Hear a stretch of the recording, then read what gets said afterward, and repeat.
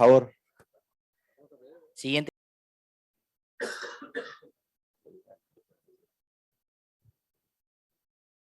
Buenos días. Vamos a tratar de ponerle un poquito de onda a esto porque el doctor Escordo es muy serio. Primera diapositiva, agradecerles a ustedes que están acá, que se han bancado estos 2 días, este tercer día, y que tienen ganas de escuchar. Pero muy especialmente quiero agradecerle a la doctora que me invitó, que eligió un tema tan fértil.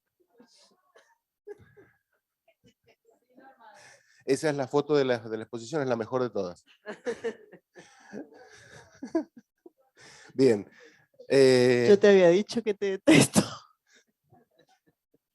Estamos cerca, ¿eh? Bien, pasemos entonces a hablar un poquito de este tema, para romper el hielo, valores hemostáticos seguros para procedimientos invasivos. Cuando uno piensa en esto, lo primero que se nos viene a la mente son la tabla de valores normales, que hemos visto siempre. Ahora bien, estos valores, esta tabla de valores, ¿son seguros o son normales? ¿Los normales son seguros? ¿Los anormales son inseguros? ¿Cuál es el valor que me sirve? ¿68% de APP o 70%? ¿Hay diferencia? ¿Qué hago? Bien, vamos a ponerlo a prueba. La primera prueba que yo les doy es, todos recordamos ese paciente con ese laboratorio normal que no tenía que sangrar y que sangró y tuve que pedir transfusiones y el banco de sangre ni sabía que ese paciente existía. A todos nos ha pasado. También tenemos ese paciente que entró al quirófano sin estudios de coagulación o con un estudio alterado, que nadie lo vio, el anestesiólogo no lo vio, el cirujano no lo vio, porque alguien lo debería ver y no lo vieron, y ese tipo no sangró. Y acá les voy a presentar a Teresa, esta linda muchacha, de 78 años de edad, 50 kilos, con fractura de cadera, antecedente de plaquetopenia secundaria y hiperesplenismo y cirrosis por hepatitis C, con un TP de 68 y una PTT de 50, recuentos plaquetarios siempre alrededor de 45.000 plaquetas, tenía que operarse. ¿Qué hacemos con esta muchacha? Inoperable. El clínico, el hematólogo que hagan algo, si no hacen algo yo no la toco. Acondicionamiento previo, le pasemos, no sé, 50 kilos, 5 plasmas, 5 unidades de plaqueta y 2 chorros de agua bendita. O le pasamos 2 gramos de ácido tranexámico y la metemos a cirugía. Bien, con esto ponemos a prueba si son seguros o normales. Entonces, ¿qué pasa? Bueno, vamos a demoler algunos mitos, o esa es un poco la idea de esto. Las pruebas de coagulación tradicionales, ¿qué son? Son estudios in vitro. Sacamos del cuerpo humano para procesarlo afuera. Separamos los hemocomponentes, separamos cada componente de la sangre para estudiarlo por separado. Entonces estudiamos los procesos de coagulación por separado. Y algunos son cualitativos, otros son cuantitativos. Las plaquetas las contamos, los factores los medimos en tiempo, y después, con todo eso, nosotros pretendemos saber qué pasó con nuestro coágulo, cómo va a formarse el coágulo, qué va a pasar con esa persona. Bueno, acá tenemos esta guía de la Sociedad Europea de Anestesiología que nos dice que el monitoreo de la coagulación, los test fueron diseñados para detectar deficiencias de factores y no para predecir riesgo de sangrado. Entonces, predecir el riesgo de sangrado con esto está más cercano a la futurología. Entonces, armar este rompecabezas de mi coagulación con esos datos es más difícil que lograr que estos 2 buenos muchachos se den la mano. Bien. Doctora, ¿dije algo gracioso? Perdón, se deslizó. Bien, vamos a ver qué dice la ciencia, porque hasta ahora vengo hablando yo. Yo hice una recopilación bibliográfica y empecé con este estudio del 2005, traté de buscar revisiones, guías prácticas, metaanálisis, que juntaran la mayor casuística posible, la mayor cantidad de trabajos posible para ver por dónde venía el hilo conductor en estos últimos años. Y fíjense, 2005, revista Transfusión, una revisión. El título dice, escasez de estudios para respaldar que los estudios anormales de las pruebas de coagulación predicen el sangrado en el contexto de procedimientos invasivos. Nuestro objetivo era determinar si PT o INR previos al procedimiento predecían el sangrado. Los 25 estudios que revisaron apoyan la conclusión de que un INR elevado no es predictor de sangrado en un periprocedimiento. No hay pruebas suficientes para concluir que pueden predecir el sangrado. 2005. 2008. Directrices sobre la evaluación del riesgo de sangrado previo a cirugía o procedimientos invasivos. El Comité Británico de Estándares de Hematología. Es una revisión sistemática. Y el resumen de recomendaciones dice, no se recomienda el screening indiscriminado de coagulación antes de la cirugía u otros procedimientos invasivos para predecir el postoperatorio en pacientes no seleccionados. B3. En todos los pacientes antes de la operación y antes de los procedimientos invasivos se deben obtener un historial de hemorragias que incluya detalles de antecedentes familiares, hemorragia postraumática, postquirúrgica, fármacos. Su historial de sangrado es negativo, no se indican pruebas de coagulación. Si no tiene, no le hacemos pruebas de coagulación. Raro, ¿no? Si el historial de sangrado es positivo o existe una indicación clínica clara, por ejemplo, una enfermedad hepática, se requiere una evaluación y recomiendan que lo haga un hematólogo. 2011. Pruebas de coagulación perioperatorias de rutina. ¿Una práctica obsoleta? Esto es del British Journal de Anestesia. Ellos concluyen que creemos que el uso indiscriminado de las pruebas de coagulación en el entorno preoperatorio no son útiles y pueden llevar a pruebas adicionales innecesarias y retraso de la cirugía. Las pruebas de coagulación deben limitarse a situaciones definidas, como pacientes con antecedentes familiares de trastorno hemorrágico conocido, pacientes con antecedentes de sangrado identificados por anamnesis, o sea, interrogatorio, pacientes con enfermedades agudas o condiciones que puedan tener una coagulopatía, o pacientes anticoagulados, pero fíjense, no necesariamente los antiagregados.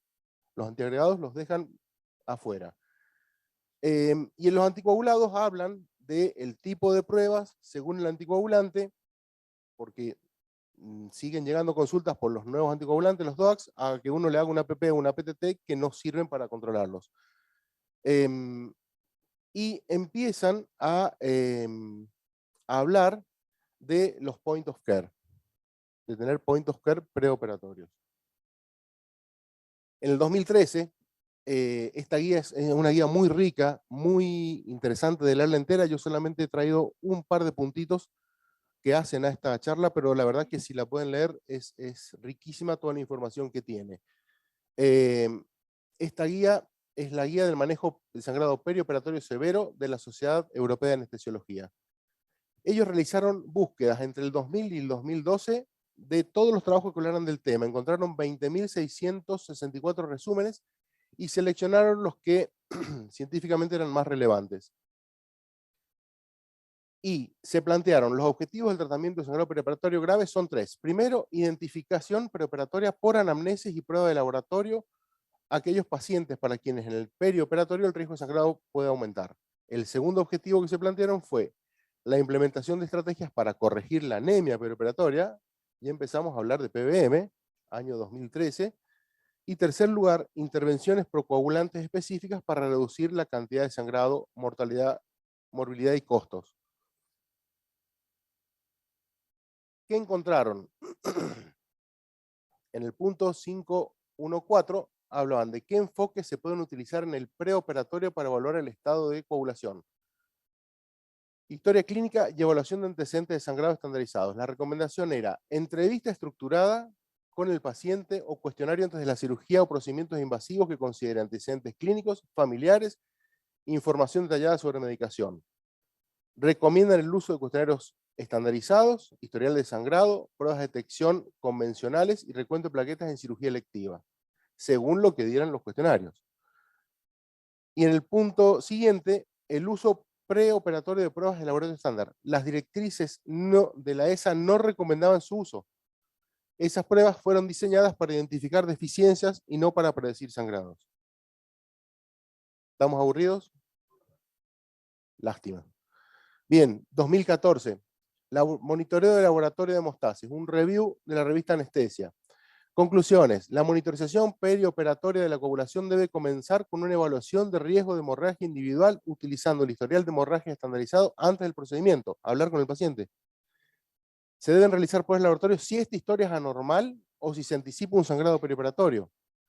Y la monitorización con point of care, como la estometría Rotem, TEG o algún otro, se utiliza cada vez más para evitar algunas de estas limitaciones. Mediante la evaluación del proceso hemostático global, esta tecnología innovadora parece práctica, rentable y segura y cada vez hay más point of care. 2014. 2015. Este trabajo también es muy interesante y nos habla de la utilidad de pruebas estándar de coagulación del plasma en el manejo de coagulopatía perioperatoria sangrado. ¿Hay alguna evidencia? En conclusión, existen deficiencias significativas de los estudios de coagulación tradicionales en el contexto perioperatorio. Estas pruebas no fueron diseñadas para reflejar la generación de trombina, lo mismo que venimos viendo. La prolongación del APP o el INR no fueron respaldados por la evidencia.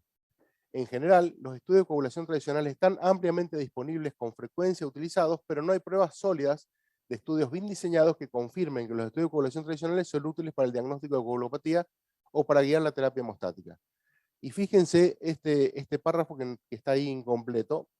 Por lo tanto, parece cuestionable cuánto tiempo más los médicos están dispuestos a continuar utilizando los resultados tardíos, por el tiempo en que demoran, de estos estudios de coagulación tradicionales como marcador de coagulopatía u orientación para el manejo del sangrado. Pero como siempre, los viejos e incluso malos hábitos son los más difíciles de morir.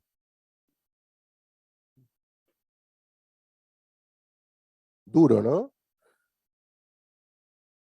Bien, esta guía de NICE de pruebas perioperatorias de rutina para cirugía electiva del 2016 es muy interesante porque estratifica a los pacientes en 3 grupos: cirugías menores, intermedias y mayores, y los cruza con el riesgo ASA de los anestesiólogos. El riesgo ASA habla de pacientes que están saludables, están normales, pacientes con alguna enfermedad leve, pacientes con enfermedades severas y pacientes con enfermedades severas y necesidad de soporte vital. Y fíjense qué dicen. En cirugías menores, en ninguno de los 4 ASA recomiendan rutinariamente ni el conteo de sangre ni los estudios hemostáticos. Y en intermedias o cirugías mayores, solamente en ASAs 3 y 4 recomiendan hacer estudios, pero están muy enfocados a anticoagulantes. ¿Está? Loco, ¿no? 2016. Evaluación hematológica perioperatoria en pacientes programados a cirugía mayor. Un review de la revista Anestesia. En conclusión, la anemia perioperatoria debe ser detectada, clasificada y tratada ante cirugías programadas mientras se preparan los casos de cirugía de emergencia para cirugía. La anemia debe tratarse con hierro, agentes estimulantes de eritropoyesis según corresponda, transfundiendo solo en pacientes anémicos cuando no haya un tiempo para poder resolver esto de otra forma. Seguimos hablando de PBM. Se deben utilizar cuestionarios estandarizados para medir el historial de sangrado en lugar de los screening de coagulación. Una historia normal de sangrado con o sin drogas debe desencadenar un screening de hemostasia y función plaquetaria si es necesario. Este trabajo, traje un trabajo en niños para ver qué pasa, porque dicen que los niños, no sé, a los míos sí mienten.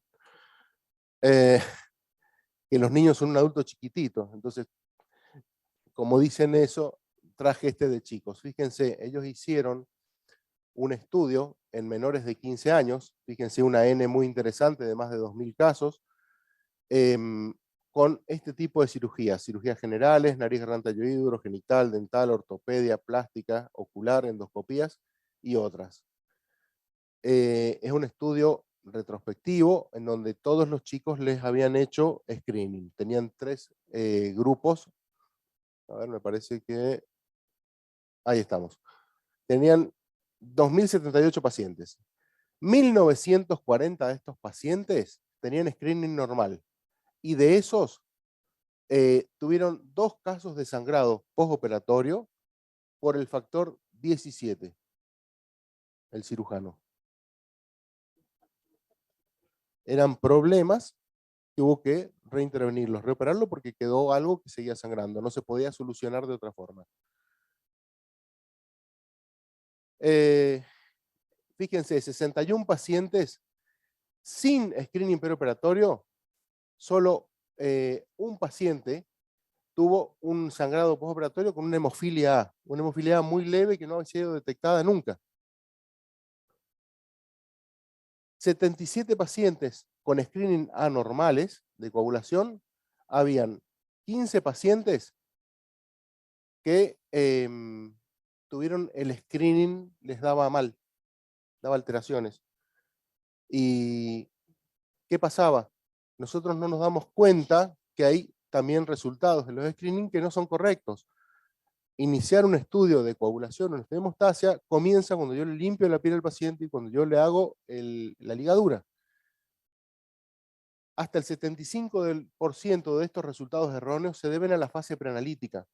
Colocación prolongada de torniquetes, flebotomía difícil que estoy buscando en la vena, volúmenes de muestra inadecuados, le pongo menos sangre que citrato, no respeto las proporciones, no ajusto las proporciones al hematocrito del paciente si tengo un paciente con mucho hematocrito, contaminación bacteriana, almacenamiento prolongado, sacarle, no encuentro vena y le saco de este brazo y tengo la guía más abajo, estoy sacando cualquier cosa, estoy sacando una vía central y no la limpio.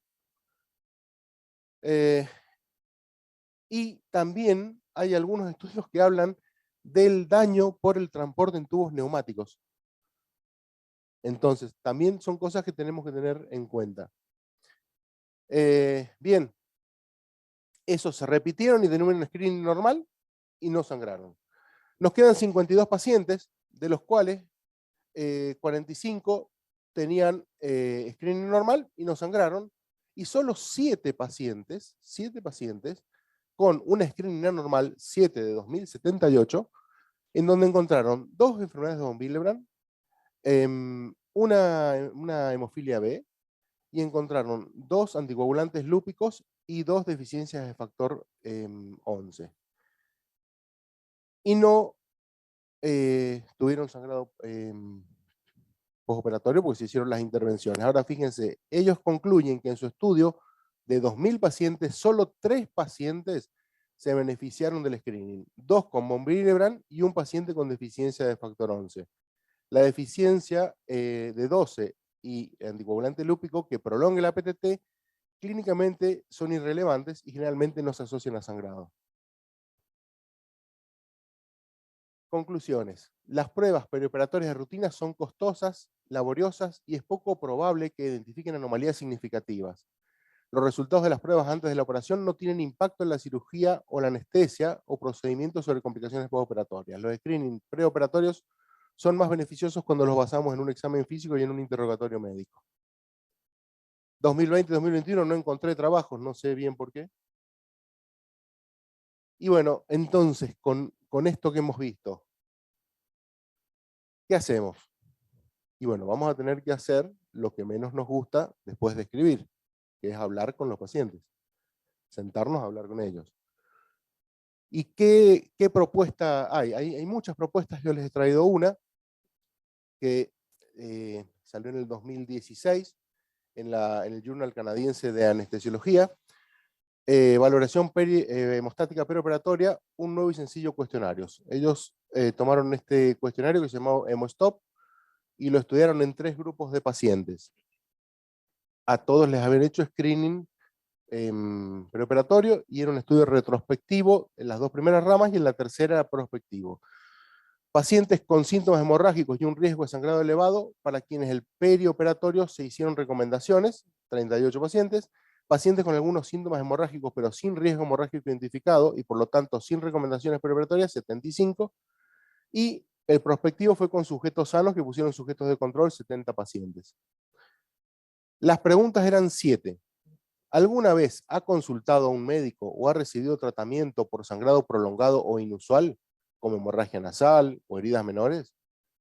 ¿Experimenta moretones o hematomas de más de 2 centímetros sin tener un traumatismo previo o moretones severos después de un traumatismo menor? Después de una extracción dental, ¿ha experimentado alguna vez un sangrado prolongado que haya requerido una consulta médica dental? ¿Ha experimentado sangrado excesivo durante o después de una cirugía? ¿Alguien en su familia que padezca alguna enfermedad de coagulación como hemofilia, von Willebrand, etcétera? Y a las mujeres agregaban 2 preguntas más. ¿Alguna vez ha consultado a un médico o ha recibido tratamiento por periodos menstruales abundantes o prolongados, anticonceptivos, hierro, etcétera? ¿Experimentó sangrado prolongado o excesivo después de algún parto o alguna cesárea? Esto fue lo que encontraron. La mediana de puntuaciones del mSToPS para pacientes que requerían recomendaciones, no requerían recomendaciones, y controles fueron 2, 1 y 0. Es decir, que ellos vieron que con 2 respuestas positivas, ya esa persona calificada como riesgo elevado. Las P fueron no significativas entre todas las ramas, y para el diagnóstico de un trastorno hemorrágico, un umbral de 2 o más respuestas positivas dio como resultado una buena sensibilidad, 89,5, y muy buena especificidad, 98,6. El estudio mostró que la sensibilidad de timeprotromina o PTT para detectar anormalidades hemostáticas en pacientes que requieren precauciones fue muy pobre, solo 26%. Fíjense que para nosotros esto es el 100% y siempre usamos esto. Y acá lo comparó frente a un cuestionario de 7 preguntas y logró medir que era muy baja la eficiencia. Sugieren que el cuestionario lo lleve adelante algún médico. El estudio estima que un paciente de cada 1000 de población general puede ser un falso negativo. Es decir, una puntuación de hemostop menor de 2, pero con un trastorno hemorrágico. ¿Y qué encontraron ellos? Que 4 pacientes de este estudio, que sí tenían trastorno de coagulación, pero puntuaron con una sola respuesta, salían de las 2 preguntas. Un hombre de 60 años con mieloma y un von Willebrand adquirido. Claro, todas las preguntas las había contestado bien, porque nunca en su vida había tenido ningún problema, pero de adultos tenía un von Willebrand. Una un varón joven con un von Willebrand muy leve. El von Willebrand suele pasar desapercibido muchas veces, en los adultos a veces es un hallazgo y es congénito. Una mujer de 17 años con una disfunción plaquetaria, que también pasan desapercibidas, y una mujer joven de 17 años con un von Willebrand tipo 1. Fíjense qué más vieron. Si el valor de corte bajaba a una pregunta, tenía una sensibilidad del 100%, no se les escapaba a nadie, pero les caía la especificidad. Y si subían a 3 preguntas, les caía la sensibilidad y les aumentaba la especificidad. Entonces ellos encontraron que el punto era 2. Pero bueno, pensar es gratis y le vamos a dar una vuelta de rosca a esto. Fue una foto que encontré en una revista, Caras. Bien, ¿se acuerdan de este trabajo que nos pegaba feo? Este trabajo también dice lo siguiente. En particular, la transfusión de plasma sin indicaciones claras se realiza con frecuencia en la comunidad médica y las personas parecen confiar en los screening tradicionales para esto. ¿Qué hacemos? Y pasarle 2 plasmas. Y sí, pasarle 2 plasmas. Total. Tenía un tío cirujano que decía que con eso le daba de comer. Si no come, dale 2 plasmitas. Y nos reímos, pero son cosas que, fíjense, los análisis de datos retrospectivos han demostrado que estos screening normalizan solo el 34,5% de los casos después de la transfusión de plasma. ¿Cuántos de nosotros hemos indicado estos plasmas, aún en la cantidad adecuada para el peso de la persona, y se han hecho test preoperatorios inmediatos y no corregían nada, y lo mismo le hemos dicho, no, ya le pasaste los plasmas, dale que no te va a sangrar? El 34% solamente mejoran los valores. ¿Lo hacemos por resguardo legal? Fíjense, entre el 30 y el 95% de los resultados anormales de laboratorio no son documentados o no son advertidos. El segundo caso que les puse a prueba. Nadie vio el resultado o no se le hizo y lo metimos igual a quirófano. Cabe señalar que debido a los cambios en el manejo moderno de hemorragias observadas, particularmente en Europa, por ejemplo, se está usando más concentrado de factores que plasma fresco. Con lo cual, aumentan los costos y si no está bien indicado, también aumentan las consecuencias.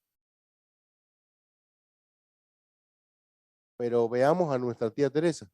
¿Qué hacemos con la tía Teresa? La tía Teresa no la tenemos que operar, de alguna forma. Nuestro cerebro está altamente entrenado para ver un APP o un TP prolongado, inmediatamente pensar en plasma. Pensamos en plasma. Lo hacemos así, nos enseñaron así, lo creemos así, lo vemos así. El tema es que nos olvidamos que en la coagulación también están las plaquetas y el fibrinógeno, entre otras cosas. Es raro ver un prequirúrgico donde hayan plaquetas o donde haya fibrinógeno. Y muchas veces se piden, por ejemplo, tiempo de sangría, y se sorprenderían de preguntar a los pacientes a cuánto les pincharon el antebrazo o la oreja. Muy pocos realmente les hacen el estudio y están informados. Encima, que es el único test in vivo que se puede hacer, no está estandarizado del todo con el tipo de lancetas, el lugar y demás, entonces es muy difícil interpretar esos resultados. Pero bien, nos olvidamos de las plaquetas y el fibrinógeno, nos olvidamos de los precondicionantes de la coagulación. Una persona con acidosis no va a coagular, una persona hipertérmica no va a coagular. Todos los procesos del organismo están regulados de alguna forma por el calcio, sin calcio no va a coagular. Y si tiene anemia, las plaquetas no van a ir a donde tienen que ir y no va a coagular. Y también tenemos que tener en cuenta que hay muchos sangrados que son quirúrgicos, que hay que arreglarlos con un punto, que no se van a arreglar con plasma. La pirámide de tratamiento de sangrado masivo, fíjense que empieza por la estanquidad quirúrgica, la perfusión y la oxigenación, las precondiciones de la coagulación, evaluar los anticoagulantes, hiperfibrinólisis, deficiencia de fibrinógeno, y recién tenemos los factores. Y nosotros lo que hacemos es pasar factores. Cuando hacemos un repaso rápido de la hemostasia, un tema también muy divertido, lo primero que viene son las plaquetas a tomarse entre sí para empezar a hacer el tapón hemostático. Y después vienen los factores a transformar la sangre de líquida a sólida y generar la malla de fibrina. Entonces, ¿de qué me sirve aumentar la velocidad de la generación de la malla de fibrina si yo no tengo fibrinógeno o no tengo buena cantidad de plaquetas? Yo me voy a consumir los factores, voy a diluir al paciente, voy a gastarme el poco fibrinógeno que tenga y el coágulo se lo va a llevar el sangrado. Entonces, tenemos que ser cautos en qué vamos a hacer. Como decía el doctor Escordo, la mejor transfusión por ahí no es la que no se hace. Hay que hacerla bien, hay que ver qué vamos a indicarle a este paciente. Entonces, de todos los estudios de cuantificación, la cuantificación del fibrinógeno por método de Klaus parece ser uno de los estudios más relevantes. La evidencia sugiere que con niveles de más de 200 miligramos por decilitro alcanzan para estabilizar el coágulo. Eso también lo saqué de los trabajos que hemos visto recién. De las pocas cosas, de los pocos estudios analíticos que hacemos en el prequirúrgico, el fibrinógeno sería de los más importantes y no lo hacemos. Por debajo de 80 miligramos puede prolongar los tiempos de APTT y protrombina. Esto es de gran importancia, ya que la deficiencia de fibrinógeno ocurre en forma temprana durante el tratamiento de la pérdida masiva de sangre. Por lo tanto, puede tener un impacto importante en equivocar la decisión terapéutica. Les pasamos más plasma.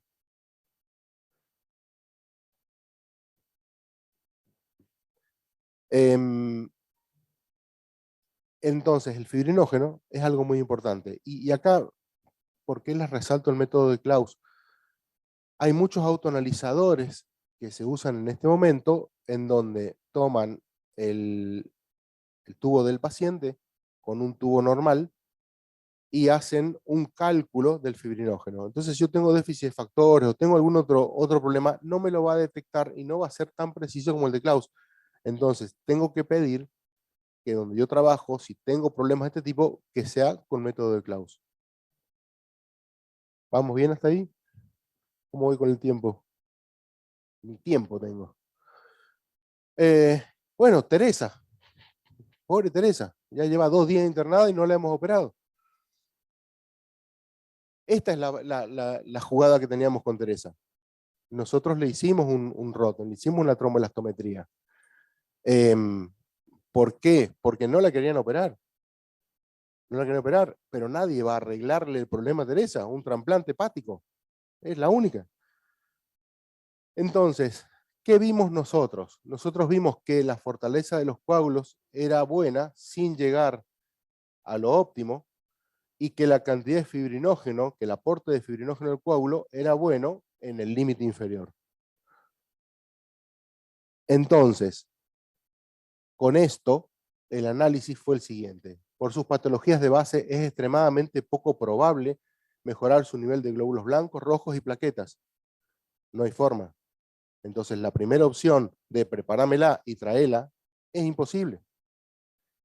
La firmeza está disminuida por un lado, secundariamente a sus plaquetas bajas, y si se transfunden, el vaso las va a secuestrar inmediatamente. Entonces le voy a pasar plaquetas y me voy a quedar tranquilo yo. Y por otro lado, su fibrinógeno está en el límite inferior, pero es secundario a su patología de base. No tiene hígado. Entonces, ¿qué hicimos? En el banco de sangre tampoco abundan las plaquetas. En ese momento para esa señora habían 15 unidades de plaquetas. Entonces le indicamos 2 gramos de ácido tranexámico prequirúrgico y en caso de sangrado mayor al esperado, indicar 5 unidades de plaquetas, pero en el momento del sangrado. No he querido poner los diálogos con el anestesista de quirófano, pero la paciente no sangró. Se operó con 2 gramos de ácido tranexámico y no le pasamos más nada. Es un caso muy radical, es un caso muy infrecuente, es un caso muy especial, pero se los he traído para que vean cuáles son los valores seguros de coagulación. ¿Hay valores seguros de coagulación? ¿Cuál es el límite? ¿Está? Clarita la cuenta, ¿no? Bien. Bueno, y esta es la diapositiva por la que han venido todos, así que es la diapositiva para sacar la foto. ¿Qué es lo que pienso al respecto de esto? Que tenemos que usar un interrogatorio médico.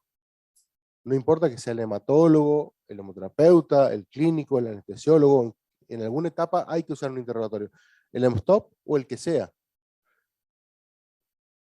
Los estudios de coagulación clásicos, y yo creo que no los vamos a sacar rápidamente, porque primero tenemos que ganar confianza y entender cómo funciona, y van a seguir estando, y el miedo a los abogados, y el miedo a esto, el miedo al otro va a seguir estando, entonces no lo vamos a poder sacar, pero por lo menos pidamos bien. No pidamos APP y APTT, acordémonos de las plaquetas. En la mayoría de los lugares las plaquetas, si uno no las pide por separado, no están en el hemograma completo. Al bioquímico se las pagan aparte, entonces no te las informa, por más que el contador se las dé. Tenemos que pedirlas. El fibrinógeno de Klaus, y bueno, si pedimos tiempo de sangría, tomémoslo con pinza, averigüemos si se lo hicieron o no, y que sea un factor más que sume. Y pensemos, los que tengamos a mano, los que podamos, trabajar con algún point of care. El que tengan, el que sea, porque la forma de encarar la coagulación es totalmente diferente. Es más predecible, tiene sus limitaciones, pero nos ayuda a elegir qué transfundirle al paciente y cuándo transfundírselo. Listo, llegamos al final y ahora les pongo esta diapositiva para que se entretengan y no pregunten nada. Gracias. Bueno, el doctor Ruiz me pide que haga un aporte más. Nos acompaña hoy día la doctora Inés Blanchet de San Luis, a la cual estamos nominando para el año que viene a hacer las jornadas en San Luis. Vamos a ver si recoge el guante y pues ya estamos cansados de ir a San Juan y Mendoza. Siempre lo mismo. Así es. Vamos a San Luis. Vamos a San Luis. Gracias. ¿Alguna pregunta? Venimos bien. Todo lo que no respetamos ayer lo estamos respetando hoy, así que mira. ¿Alguna pregunta? No, un comentario. No sé si a todos les pasa, pero para mí es prácticamente imposible tratar de hacerle entender al anestesista de que, por ejemplo, un plasma a las 6 de la mañana antes de que meta el quirófano al paciente no sirve. Si el paciente pesa 150 kilos, 2 plasmas tampoco sirve. Y más si no tienen trastornos o antecedentes de nada, pero se lo ponen por las dudas. O el glóbulo rojo pues está medio pálido y las plaquetas, porque tiene 70.000, pobrecito, pongámosle un poquito más. No sé si a todos les cuesta, pero a mí me cuesta horrores. Mira, es raro lo que decís, porque, o sea, no es, a ver, es real, pero vos fíjate que la mayoría de los trabajos que yo te he traído son de anestesiólogos, y los que hacen la punta en esto son los anestesiólogos. Pero quedan algunos de esos, y son transfusiones cosméticas u homeopáticas, porque nada, aparte vos estás transfundiendo y tenés una biodisponibilidad del 100%, se lo estás pasando ahí en vena. Entonces, si vos pasás 3 horas antes, ya los factores lábiles que tenías en ese plasma, no sé qué te queda. Bueno, no sé, recién este año erradiqué el 30-10, el 30% de hematocrito, 10 de hemoglobina. Terrible. Los anestesistas, y según ellos no tienen ninguna guía que le diga lo contrario. Son todas de ellos. Son todas de ellos. Los point of care los desarrollaron principalmente los anestesiólogos. De ahí vienen, y ellos los utilizan intraquirófano. Ahí también. Camina, Rocío. Hola, yo soy de Misiones y nos pasa absolutamente lo mismo. El problema son los anestesistas y tratamos de darles charlas, inclusive nos suspenden las vedas, siendo que el paciente está sangrando y hacía mal hablar, le decimos vamos a entrarlo, cerramos esa canilla, respondemos en el quirófano si necesitas. No, quieren llegar a 30 hematocrito, 10 de hemoglobina, pasarme plasma, pero pasamos en sala y está perdiendo todo. Claro. Los alborotos consumís los factores, te quedás sin nada, y el plasma no te sirve, le vamos a pasar. Y 2 plasma, 3 pacientes de 120, 140 kilos. Encima vos para pasar un plasma tenés que descongelarlo. Encima, 30, bueno, 40 eso, le minutos, decimos, mira, hora. cuando vos decidas el plasma, cuando es urgente, decime porque el plasma lo voy a descongelar y una vez descongelado ya está, ¿viste? O si no, a veces te piden y se arrepienten, no sabes qué, porque recién le llegó el valor por la desesperación que tenían, porque eso, pasame. A los 20 minutos, media hora le llega el valor realmente de no voy a necesitar plasma, ya te descongelé los plasmas. O sea, es así, el anestesista en este caso mira, es difícil. A nosotros nos cuesta con el anestesista. Está bueno pensar en los anestesiólogos y tratar ellos tienen sociedades muy fuertes y ellos tienen mucho trabajo interno, entonces por ahí hay que buscar, no sé, algún residente de los más despiertos o alguien que tenga contacto con alguna sociedad anestesióloga nacional y tratar de bajar línea. Otra cosa que me parece importante es que nosotros marquemos presencia y nosotros generemos esa confianza. Cuando yo empecé a trabajar en esto y le decía, no le pases nada, por poco tenía que entrar al quirófano con ellos. Y si me hubieran pedido, lo hubiera hecho. Entonces, no, flaco, quédate tranquilo, hacelo, dale, yo estoy acá, yo te voy a apoyar, lo que necesites lo tengo. Y se genera un vínculo y podés empezar a trabajar. Yo en San Juan estoy trabajando mucho más con los anestesiólogos, con los obstetras, que con los hematólogos. Entonces, hay que buscar cuál es la puerta para empezar a generar el cambio. Y no es fácil, coincido con vos, y con vos 100%. Yo, Cruela, quiero la palabra. Si tiene el micrófono, doctora, no tengo forma de quitársela. Creo que estoy de acuerdo totalmente con Alfredo. A nosotros nos ha llevado muchísimo trabajo esto de cambiar la mentalidad respecto de las pruebas de coagulación, respecto de la confianza en la tromboelastometría, respecto de la restricción de las transfusiones. Tanto trabajo que yo me acordaba hace poquito, yo cuando cambié de hospital, había un traumatólogo y tenía que hacer una amputación en un paciente oncohematológico una M3, que lo mandaban al Hospital Lago Mayor, etcétera, y la verdad es que el traumatólogo me dijo, yo no le pasó nada, pero vos te quedás acá en el quirófano. Entonces lo de vestirse y estar parado así en el quirófano, las 2 horas que duró la amputación y etcétera, que el paciente no tuviera ningún sangrado fuera de lo normal y habitual y esperable para un acto quirúrgico, y estuve 2 horas sentada ahí, atendí el teléfono del servicio en el quirófano. La presencia creo que es cardinal. No hay manera de hacer hemoterapia desde el banco de sangre, no hay manera de hacer hemoterapia desde el servicio.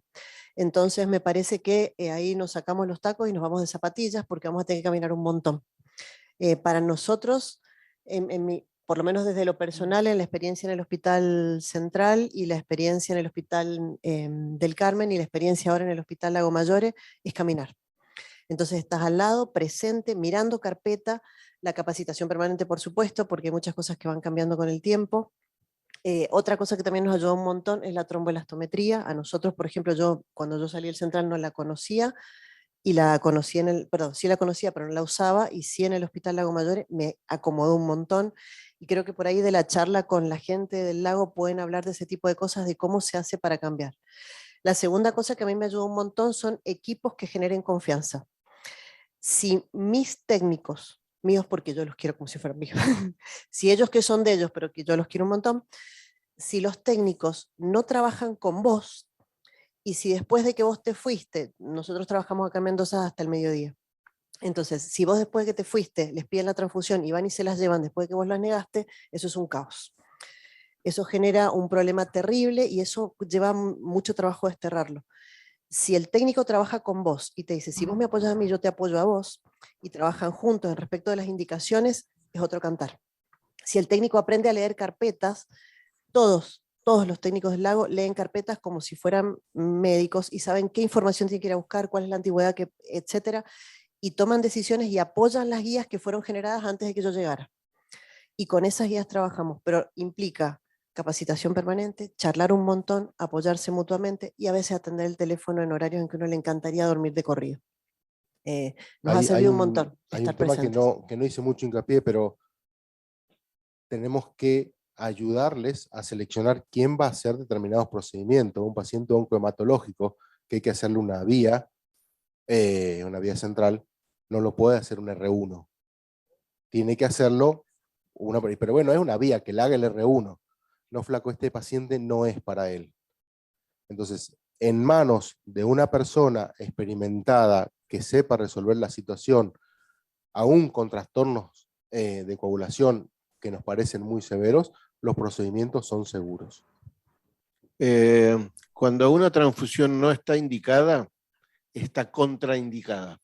Entonces lo que hay que hacer es escribir en la historia clínica de que el médico hemoterapeuta contraindica la transfusión por los riesgos del aumento de la morbimortalidad, y uno con que les escriba 4 o 5 efectos adversos que le aumenten la morbimortalidad y que lo haga judicialmente responsable al que indicó mal la transfusión, van a ver cómo se empiezan a arrugarse. Porque ¿saben dónde ven el ejemplo? Cuando hay una anemia hemolítica autoinmune. Entonces vienen urgente a transfundir a un paciente. Entonces, no, mira, no tenemos sangre compatible. Entonces lo esperamos. Entonces, ¿cómo era entonces la situación? ¿Querías la transfusión urgente? Ahora porque yo no tengo sangre compatible lo podemos esperar. Antes no lo podíamos esperar, ahora porque no tengo sangre compatible lo puedo esperar. Y le buscan el ácido fólico, el corticoide, le buscan todas las alternativas terapéuticas a la transfusión. Con el tema del plasma es lo mismo, cura hasta mal de amores para los anestesistas, pero nosotros tenemos que escribirle que él está haciendo una mala indicación y que es judicialmente responsable por esa mala indicación.